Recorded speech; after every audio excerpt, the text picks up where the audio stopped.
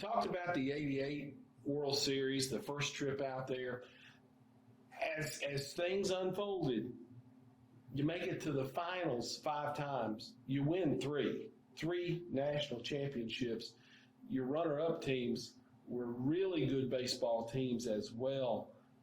What a legacy that established for Cumberland University baseball, Woody, and you never would have done it without that '88 bunch being first. They laid the groundwork and set a standard for us early in our 4-year status. We first year was '86, 2 years later we're in the World Series, and that's probably one of the best accomplishments our program has ever had. That, but we go on after the '88. Had a great team in '89. Trevecca wins it here again. We hosted district. Trevecca won us. We hit the triple play, and crazy things happened. So we stay home with a good team. '90, we had a great ball club. We get to the Area 5, North Florida. AUM wins. We had a great run, great team, unbelievable offense. Pitching staff a little bit short. '91, every team was good. '93, we go to the series, and we get our first taste of success where we get 3rd place, and we were locked up in that 13-inning game. We lost 1-0. I think we win that game. We win the championship, but they call it the greatest game ever in NAIA World Series history. And then '94, we go to the area again, get upset, or get beat by Kennesaw State. They went on to win the national championship. A year later, 2 years later, they go to Division II, win the championship there. So that's how good NAIA baseball is. '95, we go to the series, and we had a ball club. We had Kevin Height that was just absolutely dominating, and he pitches us to the World Series runner-up finish. That was a tough loss, very, very tough, Tommy. The joy of winning is undescribable, but also the taste you get in your mouth of finishing runner-up, one play away from winning. Gut-wrenching feeling. It's almost as equal to the winning. Not that you're disappointed, it's just so close. We were there, we had the championship won, had a lead in that game. '95, we were satisfied in some respects, but we still had that hunger. We had to get a championship. We had to. '96, '97 were good teams. We finished in the top 4, I think. '98 was we went and had a quick exit there in Tulsa. '99, we get upset, or we get beat by Birmingham Southern. 2000, good team, didn't make it. So it's a few years there. Then we get to 2004. And that was the year 2004, you broke through, you won the national championship. Yeah. And I remember you come back to Lebanon, there's the parade, it rained, nobody left. Players, you're up in the bucket on the fire truck, and it's an incredible scene going on in Lebanon, that celebration. But you told me about a week later, you said, that made me want to get another one. Yeah. That winning one wasn't enough. It wasn't, Tommy. I don't know how to describe it, but it's just how you feel. And I think other coaches can tell you that.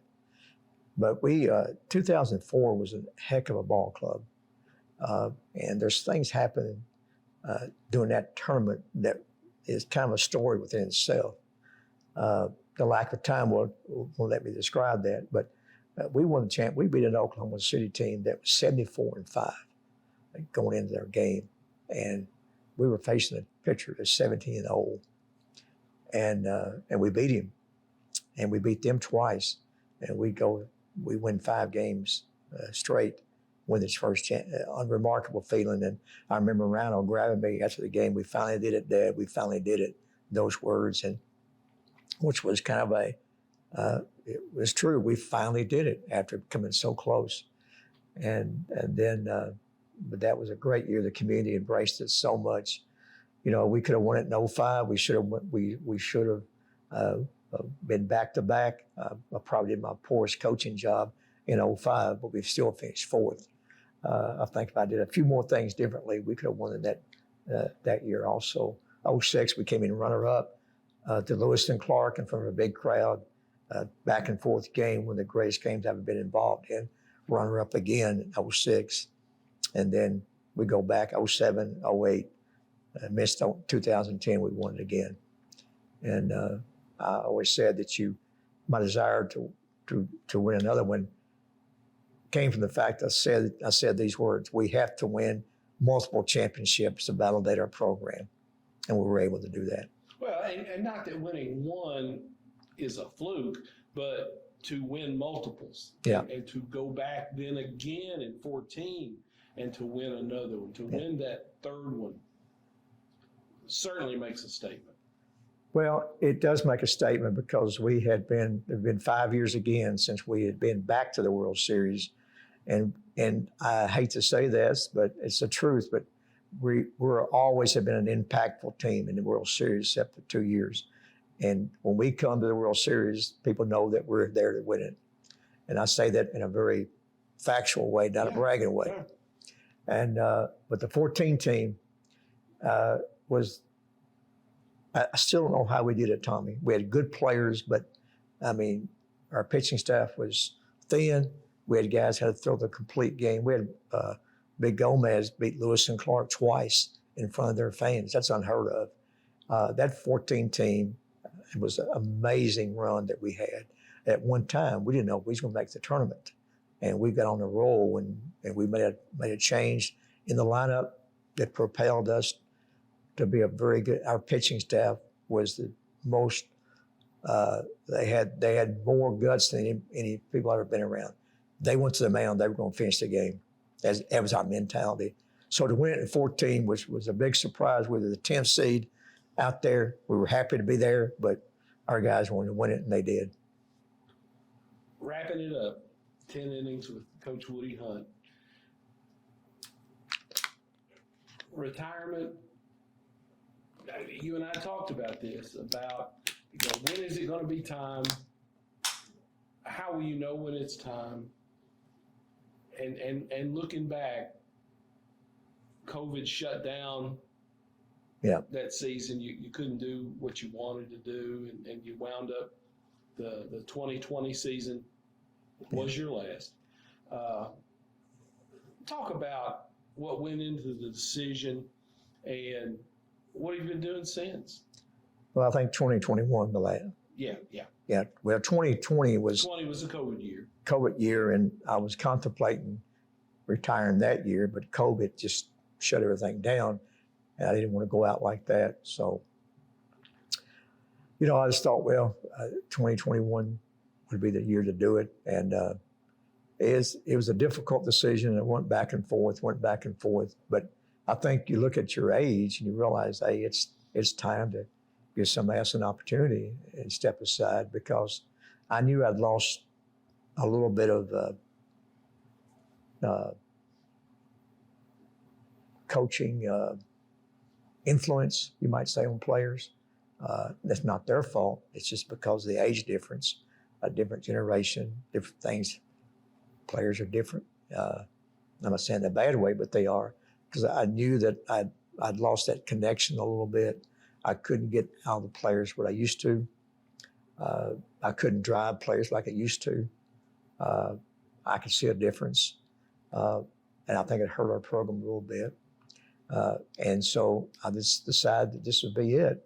And I was hoping for a return trip to the World Series, but wasn't in the cards. And so I have no regrets, except for a few days a week. Sometimes I said, I can still do this. The other days, I'm glad I didn't. I'm glad I retired. I look at other people that are like Nick Saban in his 70s, and other people, other coaches, they're doing it. I said, I could have done it too. But then that thought leaves me quickly. And I know now it was the right decision. I'm not saying it was an easy decision. There's going to be days that I know I'm going to miss it, because when you spend 43 years at one spot and all the things you go through in those 43 years, it's not easy to make that next step. But I know it's the right time, and I'm trying to enjoy retirement, still working part-time, and just trying to make that move that will be necessary for me to lead a normal life, you might say, because the last 43 years have been wrapped up in this almost daily basis. What's it like not having that cell phone up to your head all the time? Well, it's, that's how I recruited a lot. I mean, it's just it never stopped. I mean, either watching TV at home or walking, it never stopped recruiting. And it does feel good because you don't have to worry about those calls all the time. But at the same time, I kind of enjoyed it. I enjoyed building teams. And that was a relentless effort. And our coaches now have done a great job of recruiting. You just never stop doing it. And every coach can tell you that. You talked about building in your new role as assistant athletic director in charge of facilities and fundraising. Building's part of that. Yeah. And working on the existing physical plants and looking down the road as well. Well, I'm not in charge. I'm just assisting Ron, but I am kind of looking at the daily operation of all the facilities, make sure we get this done. Our facilities need to be maintained. They need to be upgraded, and all that becomes very difficult. And so that's part of what I will try to do. I tell people you can always build, but it's difficult to maintain. Like the football field. Yeah. That football field has been improved over there, but we have got to have a continuous maintenance of that facility, or else it's going to go down because it's an old facility. And what step can we do to make that football field the best it can be? The soccer field, baseball, the gymnasium kind of takes care of itself. But that building is 30 years old now. Yeah. And so there's got to be improvements there. And so very, very difficult to maintain facilities. So I'm just kind of helping Ron out, who does a lot on the campus, helping him realize that this needs to be done. Have you ever thought about this? That type of thing. And I'm working with alumni and development and trying to be kind of a fundraiser in a little bit. And then alumni connecting people to Cumberland University. That's my role over the next, ever how long I decide to do it, I guess. And as we close, it was obvious that last day, that last home game, that weekend, Cumberland loves you. You love Cumberland. It was quite a weekend. Well, it was much more than I anticipated, much more than I deserved. I was overwhelmed with it. The crowd, that the former players that came out, the community, how they embraced me and some things that happened. I really still haven't gotten over it, Tommy.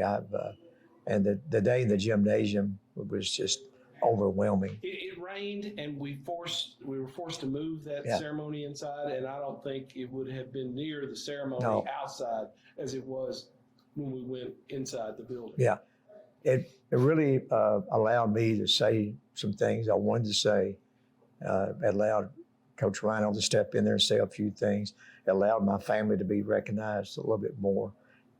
It just allowed all the former players and people to come to me afterwards, get a picture made and talk about things and all that. It was just an overwhelming day. And there's other things that happened after that. It blew the Cincinnati trip was a tremendous day for Cumberland and for me. I really can't describe it all. I just feel so appreciative. But it's over. I got to go to the next step, and I'm trying to help any way I can to still make Cumberland University the best it can be. That's Woody Hunt. That's 10 innings with Woody Hunt, head baseball coach at Cumberland University. After 42 years, steps aside, retires, moves into a new position as assistant athletic director.